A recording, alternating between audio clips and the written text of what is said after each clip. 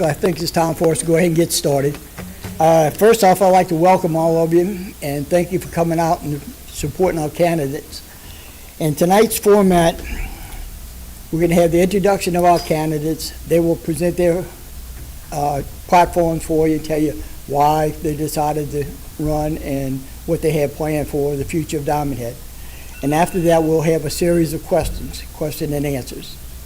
And that will give you a good idea of each one of our candidates, and we'll be ready to go. First, I'd like to introduce our candidates. Miss Edie Austin, Ben Cusucio. Very good. We'll get it before the night's over. Sure you will. And Dr. Ken Griffey. And we'll start off, we'll go in alphabetical order. We'll let Miss Austin start it off. Eddie, you got 5 minutes. Okay, is this on? So, I'm Edie Austin. A little bit about me personally. I was born and raised in New Orleans, Metairie actually. I've spent probably 32 years between Metairie and New Orleans, so I was born and raised there. I graduated from Tulane, met my husband, Ronnie, in New Orleans. We'll be married 39 years in November. We bought our first lot in Diamond Head in 1991 and held on to it throughout. Ronnie's job took us to the West Coast for many, many years, and we lived out there with the plan that we would always return home when we retired, and we did that 4 years ago. Here, it's settled here in Diamond Head, and it is the best decision we've ever made. We love it here. We love the people. We love the community, the sense of the community, the lifestyle, just everything about it. On the professional side, I spent my entire career in the legal field. Started out in law firms as a paralegal, working on litigation, all aspects of litigation through discovery, trial, appeal, all the alternates of mediation, arbitration, all of that. Small firms, bigger firms, mega international firms. And after 20 years of doing that, I moved in-house to a restaurant company. And while I'm not an attorney, I earned the trust and the respect of that board and that management team to the point where they let their general counsel go and gave me the promotion to head of the legal department. So I was responsible for everything legal associated with the corporation. I was also appointed as corporate secretary, managing the board of what would become a public company, the board, its committees for that public company and all of its subsidiaries, and even the nonprofit associated with that brand. As a member of that executive team, we turned the company around financially and brought it public through an IPO.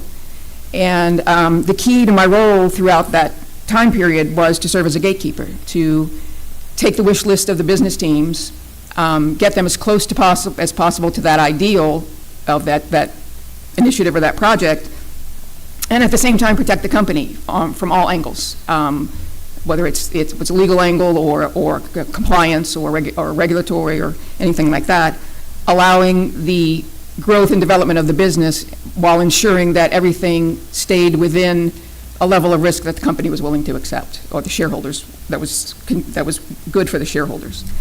So once we relocated to Diamond Head, I was with that company for probably 15 years. We relocated to Diamond Head, and I became a consultant for another publicly traded company immediately after their IPO, and played an integral role in managing their board and their committees for all of for the parent company and all the subsidiaries. I established their reporting framework to ensure that they complied with the New York Stock Exchange and the Securities and Exchange Commission, and stayed on and worked as part of the team on a merger transaction and then integrating that company into its new international parent company. So I believe I have both the business and the legal acumen to make a substantial contribution to the community and bring a unique skill set and perspective to the board. As far as the vision, right now it's all hands on deck to solve the amenity issue. So all efforts go to that. I think, we do need to look a little bit down the road so we don't end up in this situation again. And in that regard, I'd like to see a protocol put in place where each amenity comes up for review on a rotating basis, but in its own timeline. But it's a full review. It's a bottom to top full review, fresh eyes, every possible option available given the political, legal, economic, financial context that exists at that time in the future. So there's no rubber stamp, there's no doing it the way we've always done it. Everything is a fresh perspective, and we see whether the solution from the last time worked, what didn't, and what might be available again. And if we keep that going, each amenity on its own timeline, on a rotating basis, we shouldn't end up in a situation where they're all coming back at us at one time to be fixed. I would also like to, probably my pet project, is to improve communication between the POA and the community in both directions. In a very proactive and collaborative fashion. I have the last 4 years living here, I'm watching the community fracture. And there are very vocal groups that are very vocal about their concerns. And there are other groups who have completely given up and just refuse to participate. This community has a wealth of experience available to us. There are some incredibly talented and creative, intelligent people in this community, and we need them all to stay in front of the issues that we face now and that are going to come up in the future that might threaten our lifestyle that we have come to love. The current board has taken steps on its communication. They've put in new avenues of communication. I think we need to continue expanding on those. I think we need to educate the residents on where to find it, where it is, what it is, where it is. And then we need to keep looking for new avenues to reach as many people as we can and try to tap those resources that just aren't involved right now. I'd also like to bring some additional clarity and consistency to the board minutes and what is posted on the board portal on the website. These are, again, it serves a dual role, goes two ways. It makes the board's actions easier to trace and follow and more available, and it also gives the board credit for the work that they do, because sitting up here talking to us every month is not the work. The work is all done behind the scenes, and I don't think that they get credit for that. So these are just best practices type thing that have no cost associated with them that I'd like to see put in place. Again, I think I have the background and the experience to make a substantive contribution, and I thank you all for your consideration. Thank you, Edie. Ben? Thank you.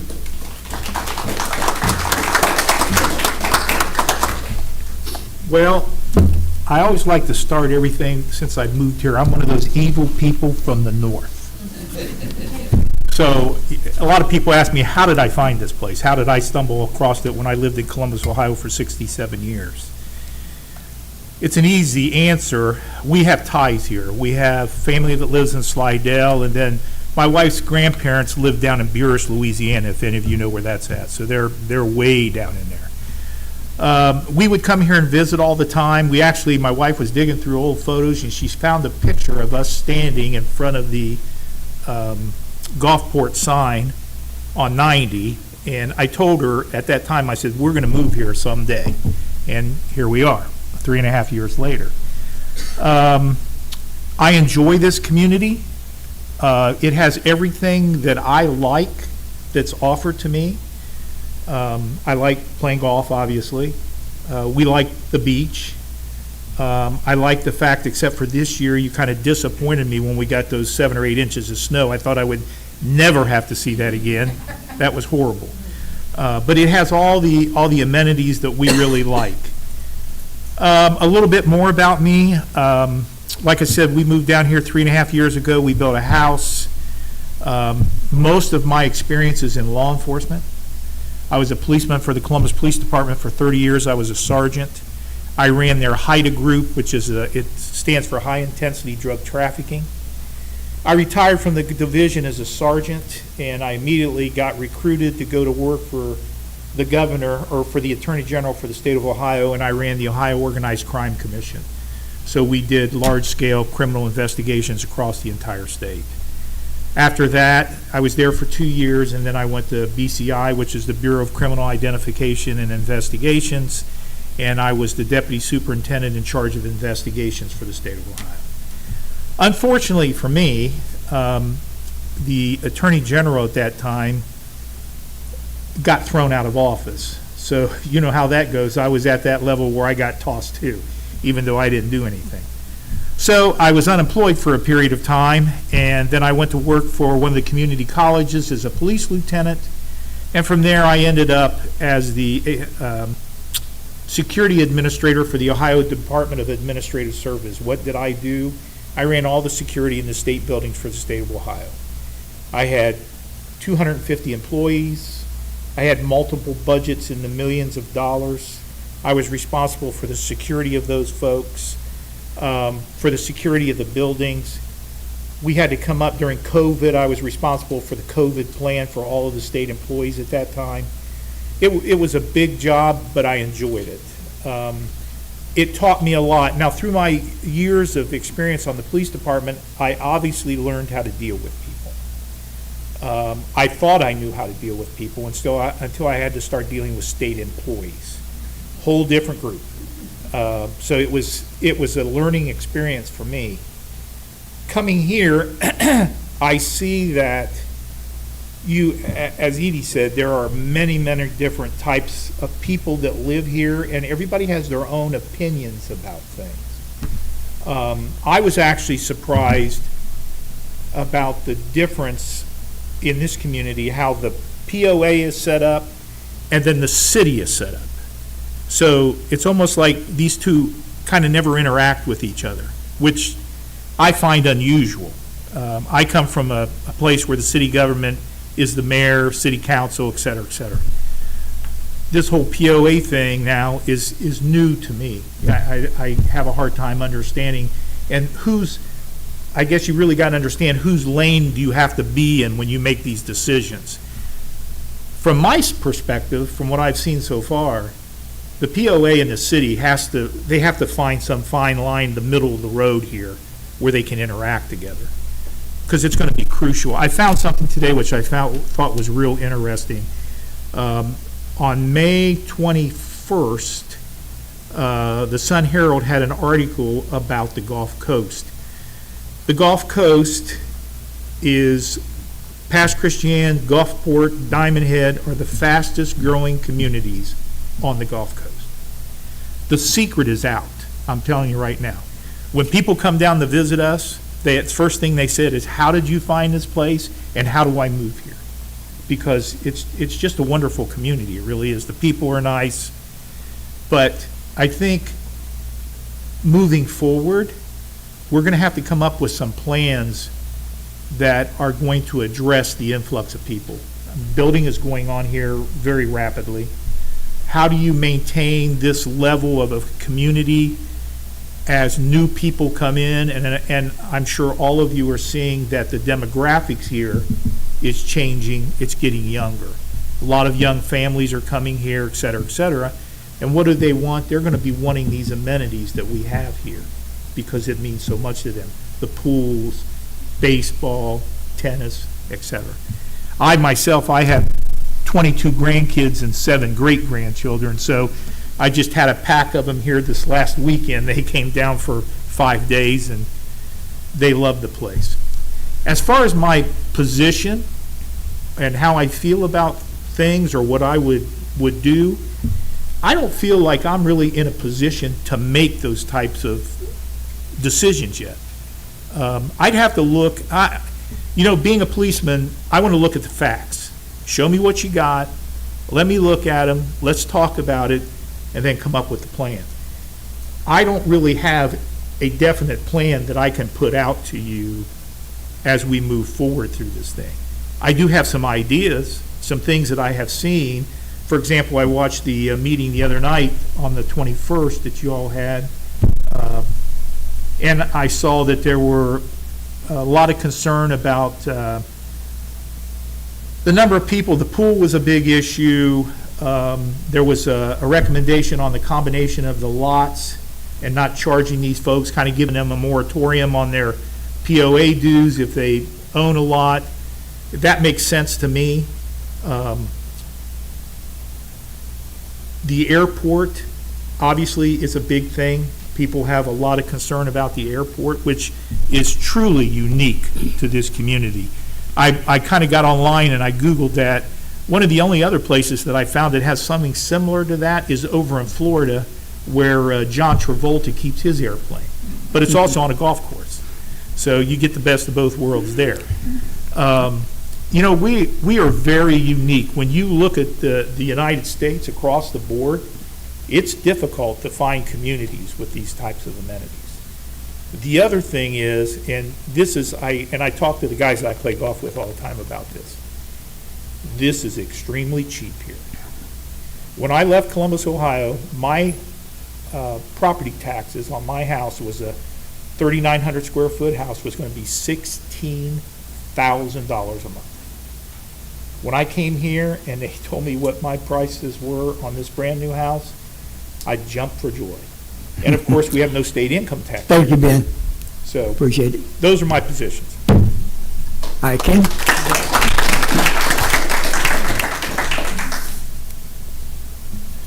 Good evening. Thanks, everybody, for coming. My wife has lived in Diamond Head since '97. She's from East New Orleans, 1997. I moved down here in 2006. I came from Huntsville. I was working with NASA at Marshall Space Flight Center there. I came down here in 2006 to help stand up the NASA Shared Services Center, which we did, and I was the enterprise architect for the agency at that time, acting enterprise architect. I've worked in various management roles through my time at NASA and through my time in the Army. I have 35 years of federal service, 21 with NASA and 14 with the Army. In those roles, especially with NASA at different times, I've been in charge of facilities like the NSIPS facility. I've had budgets from $8 to $25 million at different times. In the Army, I was in, I smile because I was in direct charge of like 200 people at a time, and if you've never tried to wrangle privates in the Army, well, God bless you. That's all I can say. I'm running for the POA to provide support and be a part of the team that's creating solutions to preserve our amenities for the future of the POA. I know I'm just a part of the team. I don't have all the answers because, honestly, I haven't been on the board yet, and I don't know what the issues are. I know what they are in the community. We all worry about the amenities.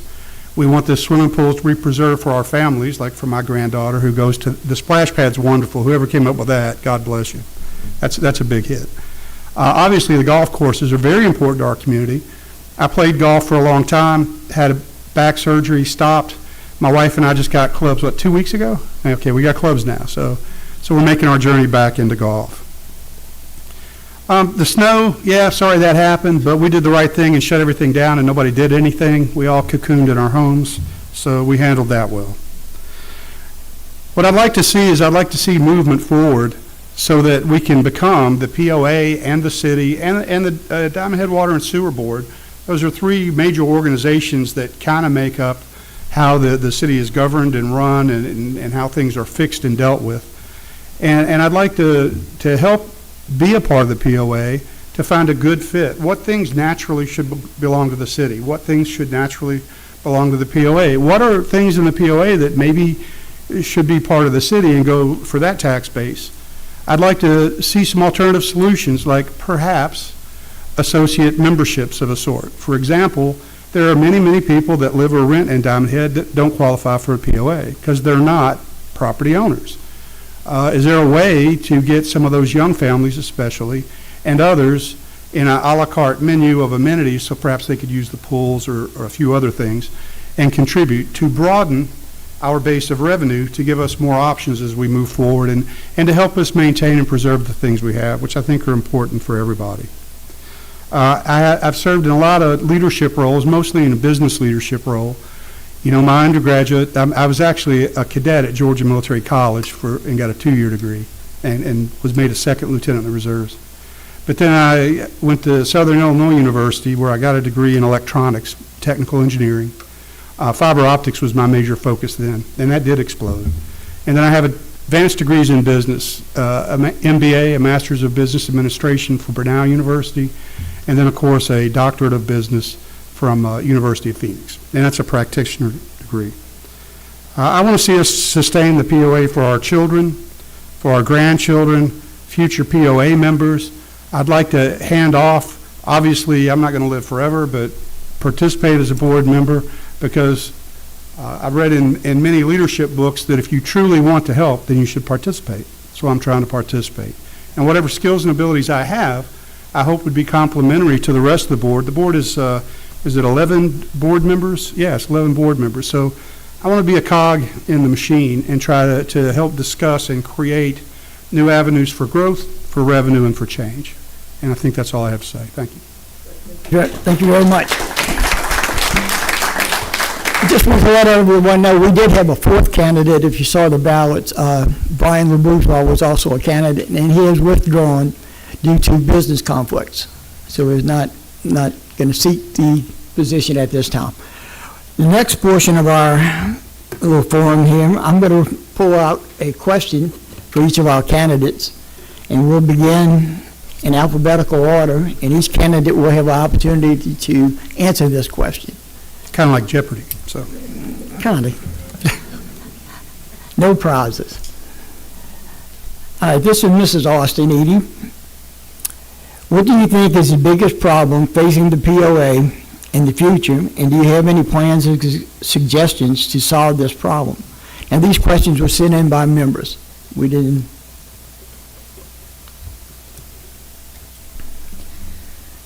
So I see two problems, but I think the bigger of the two, kind of the umbrella over it all, is what I was talking about earlier, is the fracturing of the community. There are some very strong opinions to overcome on both sides, and we're losing members over it. It's difficult to move forward unless you can build a consensus, and so I think the key is build a consensus moving forward on how to move forward. And giving direction to the POA, because they can't do it by themselves, give the direction to the POA on how we want to move forward, where it is we want to go and take this thing. And, the key to building a consensus is communication. And so that's part of the reason it's a pet project of mine, to improve the communication, as I said, in both directions, and to find ways to reach some additional people who probably may want to participate or at least be aware and become knowledgeable, and get them, the information they need and any way that they can contribute and try to keep it going and build some momentum. And if we can do that, we'll gain more members and come up with additional ideas for fundraising for other things that will help us along the way. Thank you. Ben? What's the root of all evil? Money. The love of money. The love of money. That's what the problem is here, is money. You look at the money situation, you look at the budgets, it's the same thing every time I watch one of these meetings. We're struggling for money, the amenities are costing money, et cetera, et cetera, et cetera. To me, that's it in a nutshell. We have to figure out a better revenue stream than what we currently have with the dues, whatever we pay. I'm going to say something that's probably not very friendly, but what we pay for our HOA or POA fee is a joke. You're going to have to raise some funds. That's the only way to do it. And somebody, where I came from, the jobs that I had people's lives in my hands. So I had tough decisions, and they had to be made like this. To make some of those tough decisions, that's why I feel like you are going to have to start spending money. It's the only way we're going to get ourselves out of this mess. It's just the way it is. Money is going to have to be raised. Fees are going to have to go up. I like your suggestion about the Associate membership? Yes, that's a wonderful idea. But again, it brings in more revenue. To me, I think that's the number one problem we're facing, is the money situation. And that has to be addressed now. Thank you, Ben. Ken? Yes, sir. Okay, so the thing is, what are the problems and what are the solutions, correct? Can you read the question? Want me to read it to you again? It's what do you think is the biggest problem facing the POA in the future, and do you have a plan or suggestion to solve this problem? Okay, so the problems I see, again, the divisions or the fracturing or the non-alignment between the POA and the city, and even to a much smaller degree, it's mostly the city and the Diamond Head Water and Sewer Board, but that's a player too. I mean, whether you realize it or not, your horizontal infrastructure, all your sewer and water comes from the water board. So they should be in the conversations. Funding the amenities, as my colleagues have said, and serving new demographics. One of the things agreed we should increase our revenue base, and some ideas I have are associate memberships. I was approached by people that read in the paper, thank you, Diamond Head News, whoever's representing them today. Over there, yes, ma'am, thank you. Yeah, I knew that. But so people came and they talked to me, and the associate memberships thing, they really stretched my mind. I was thinking if you had a Diamond Head driver's license with a Diamond Head address, maybe we could make you an associate member in some manner, and that's to be discussed amongst board members, I think. But you'd never be in the POA a voting member because you don't own property, right? So, well, when I brought that up to some other people, they said, well, why wouldn't we allow people from Pass Christian or from the Kill? I don't know. I think that stretches it far, but I'm putting those out there because they're new ideas. One thing about just raising, I don't disagree that things we have a good rate. But one huge part of our constituency is people that are on a fixed income. All the money they're getting is all the money they're ever going to get. So I wonder how that plays out if we go that route. Maybe there's a balance, maybe a little of this, a little of that. You asked me if I have the plan. You didn't ask, but the question implied, do I have a plan to fix it? No. That would be naive and ridiculous and absurd and egotistical, because there's many of my friends and neighbors have served on the board for years and years, and they struggle just like any group of people, right-minded, average people of average intelligence. It's like, what do we do to fix it, and how do we go about that? Well, we have to work together. I just want to be a part of working together. So how do we fix it? The associate memberships, perhaps. The communications efforts. I've seen recent boards are communicating far more than we've seen in the past. God bless you. Keep that up and keep it going and make sure everybody knows how to get there. Make sure that our people who have young children but who work from 8 in the morning until 5 in the evening or whatever their hours are, how do we reach them? How do we make them understand you are a part of the city, you are a part of us, and you're relevant, and we'd like to serve that better perhaps. And then, of course, stay in positive dialogue. I think we all have heard of some of the more animated city council meetings where people have shoved one another and other things. All right, well, that's not positive. It's good, it's comedy, we all talk about it, but it's not positive. How do we keep positive dialogue and keep moving things along? And maybe take things, I like what some of my colleagues say about a zero base. Start from a zero base. Try to have an attitude where it doesn't have to always be the same way, but it has to be a way that we can all live with moving forward. And that's it. Thank you. Thank you. Okay. Ben, this one will be for you to start off with. The POA operates and maintains an estimated $20 to $30 million worth of amenities. Do you believe that these amenities have a positive, negative, or no effect at all on your property values in Diamond Head? Well, I can tell you right now it has. I'm sorry. It has a positive effect on your property. I mean, as the word gets out, that's why people move here, is because of the amenities. You move here to play golf, you move here to use the swimming pools, the tennis courts, et cetera, et cetera. Property, you all have to, see, I have a whole different perspective on how things are. My perspective is what I'm used to from 67 years living in the 15th largest city in the country. Property up there is through the roof. Doesn't have anything to do with amenities, it just has to do with location. Here, amenities play a huge part in what your property values are. Why do people want to move here? Well, they want to move here because of what is here. They have a lot of choices. They can move to Pass Christian, they can move down to Bay St. Louis, et cetera, et cetera. But when you look around, where can you move, get on your golf cart and go to the golf course, play golf, and then go back home? This is one of the only places. The Oaks has a golf course, but it doesn't have any amenities comparable to what we have here. And that has a lot to do with the values of the properties here. And if you don't think that's true, then you need to do, I did some property searches today actually, and our property is still holding very steady when it's coming to selling out in real estate. So the amenities have a huge part to play here. Thank you. Ken? Yes, sir. For the $20 to $30 million worth of amenities, I think they have an immensely positive impact. And I think we are, to some degree, a shining star on the Gulf Coast. And I've heard people say that. But I want to provide a little more insight. There's also some other amenities. When I talk to young people, young engineers that are moving into this area for NASA, and I sat with a bunch of them for the last 4 or 5 years, and ask them why they buy into Diamond Head. And they would ask me about Diamond Head and then move in. But there's some amenities that we don't always talk about. Of course, there's the golf, of course, tennis, of course, there's the pools. But there's also safety, security, and cleanliness. And when I talk to people and I say, you're young, you could kind of go anywhere you want, you're just starting out. Those are some of the things they cite to me, and they need to be preserved and protected. And that's part of the POA. Our pools, from my experience, we go there a lot. The pools are very clean. People like that. I like that. I like that they're clean and they're secure. I love the new cipher locks. Whoever did that, Mike, God bless them. That's wonderful. I'd like to see that expanded. So yes, it's hugely positive, and I think there's other things.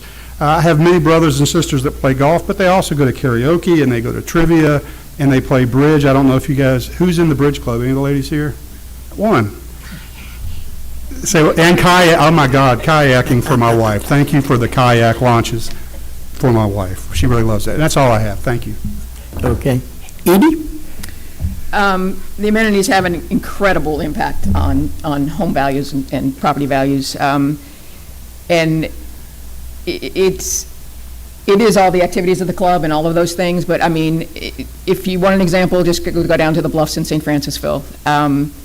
There are golf courses. Last time we were there, the golf course had weeds 3 feet high. The tennis courts had cracks in them with weeds growing through them, and people are leaving in droves, and the property values have just tanked. It's a sad state of affairs when you have the amenities and they're not taken care of. They're not of any quality at all, and if they go away completely, it will absolutely have an effect, a negative effect on our property values. Thank you. Okay, next question for you, Ken. Yes, sir. What specific plans can you offer to help make the POA more attractive and appealing to members to continue the support of the amenities and progress in our community?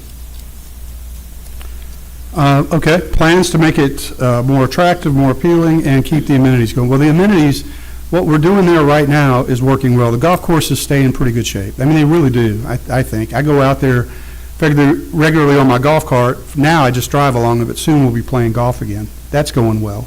The pools are clean, and I don't know that everyone realizes we have like 4 pools.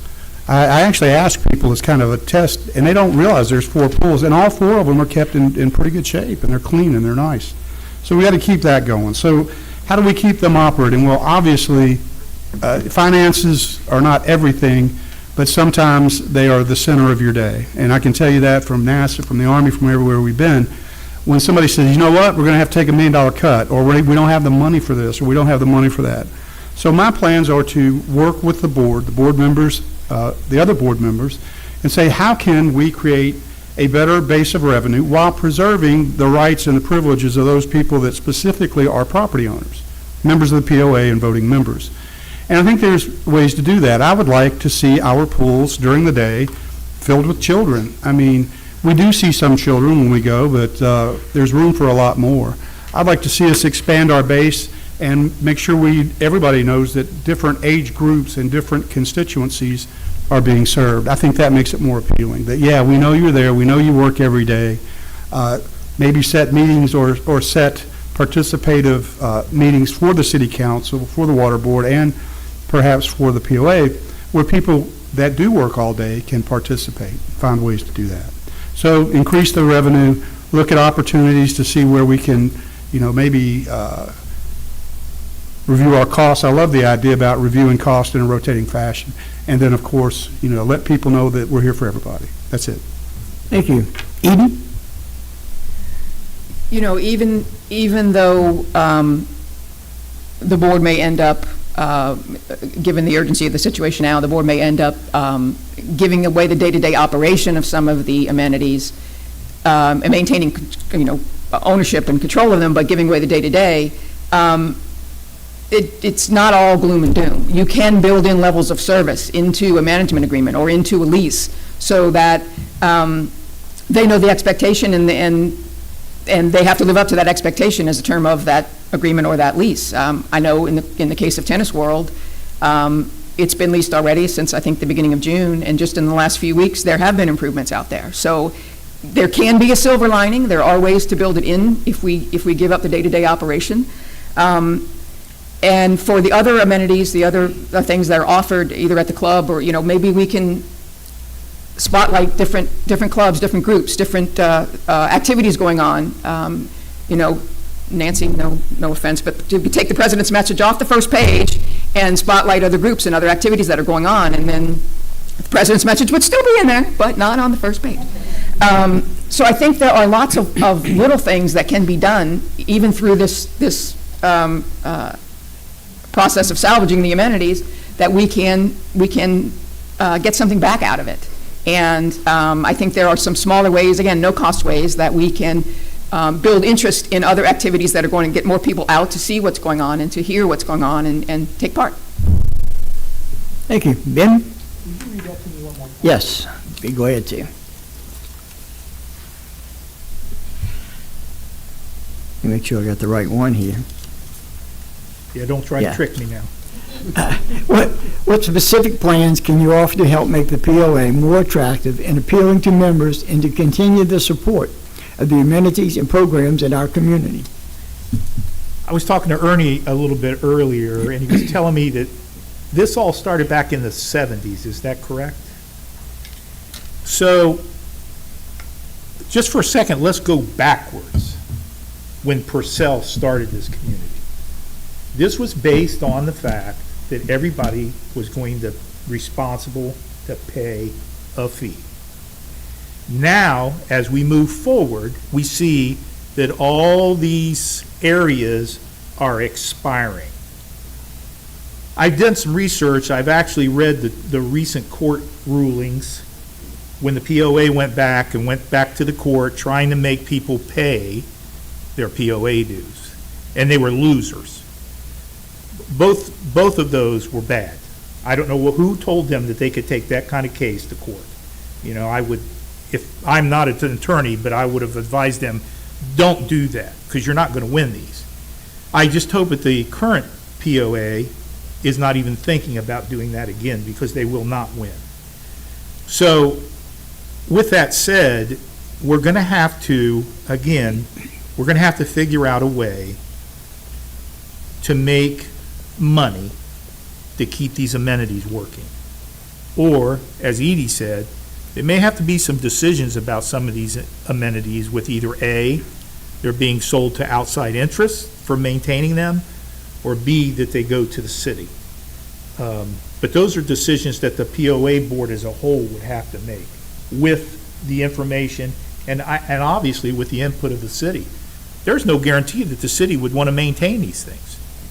They're on a limited budget like everybody else. So there are I think we're at a crucible in this community right now. The next 3 to 5 years are going to be important to what happens to our community. And I think you're going to have POA members that understand that. They're not looking back in the rearview mirror about the way we used to do it. We got to be looking forward about how can we do it now and make it better. Thank you. Thank you. I think everyone did a great job, don't you think? Before we wrap up, I want to thank all of you for being here tonight. I want to thank Andrea Jones, Candace, and Nancy for coordinating and putting this together and letting me sit here and ask these questions tonight. And I thank all the candidates. You guys, congratulations and good luck to all of you. Yep.